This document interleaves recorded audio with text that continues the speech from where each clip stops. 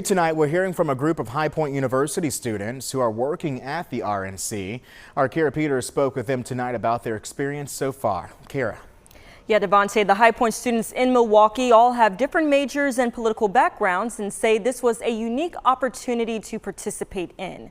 Two students I spoke with tonight recall the shock when hearing the news of shots fired at Trump's rally over the weekend. And so far, they say the tone of the convention is all about unity.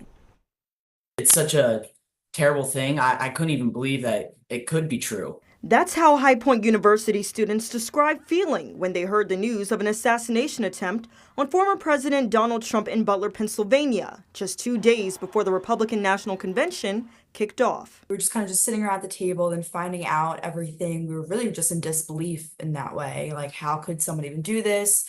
Was it even real news? Was he dead? Is it safe for even us to be there for this week? 11 High Point students are working at the convention under the leadership of Associate Professor of Political Science and Strategic Communication, Dr. Brandon Lenore. The charge that Donald Trump made right after he had been grazed by the bullet, holding up his fist and saying "fight." So the audience has really picked up on that, and I think that that's going to be their rallying cry during the convention.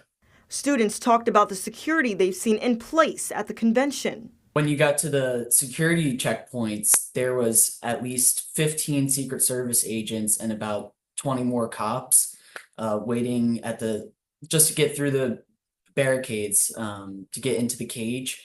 And it made all the students and I feel very comfortable being at the site, despite what just happened a couple days ago. The big news out of the convention the first day was the announcement of Trump's pick for VP, Ohio Senator J.D. Vance. What Donald Trump did is he basically doubled down and brought in somebody who sees eye to eye with him on most of the issues. So really, it's reinforcing his message and brings into play the state of Ohio, which is a bellwether state for Republicans. Republicans have to win Ohio or they don't win the election.